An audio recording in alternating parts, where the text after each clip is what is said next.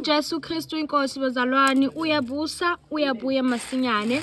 So bazalwane ekhayeni labafundi le umbumba bazalwane umbumba non GMO bazalwane siutshalela ekhayeni labafundi. Sayibonga inkosi bazalwane yasiza nje bazalwane ukuthi sibwele ekudleni okunokuphila bazalwane ngoba ukudla lokho non GMO bazalwane healthy bazalwane for imzimba yethu bazalwane. Hallelujah bazalwane. Futhi uvuniwe bazalwane, inkosi isizile ukuthi sitshale upatata ekhayeni labafundi. So patata lo bazalwane uphuma egarden, siqeda ukuvuna nje bazalwane. Sayibonga inkosi nje bazalwane, yasondla uNkulunkulu yasondla bazalwane, asikhathazeke ngalutho nje yasondla bazalwane. Siyabonga ngamandla sipha wona uNkulunkulu.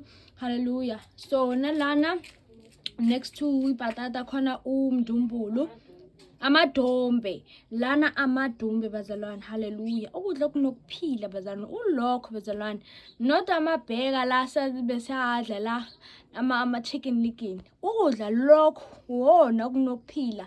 Hallelujah. And then next to that khona ama avocado caterpillar, is it? Yeah. And then ama avocado la akakavuthi kahle, so sabekela fireplace ukuthi avuthe kahle bazalwane. And then bazalwane sayona ipatata ingcwaba bazalwane khona enye laphayana nje, ingcwaba patata laphayana abantu bazalwane.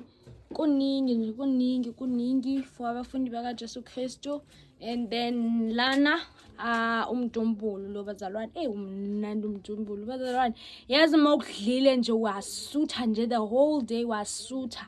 Ukudla lokho bazalwane, ukudla lokho okusuthisayo nje kupha amandla bazalwane. Sambonga uJesu. Hallelujah.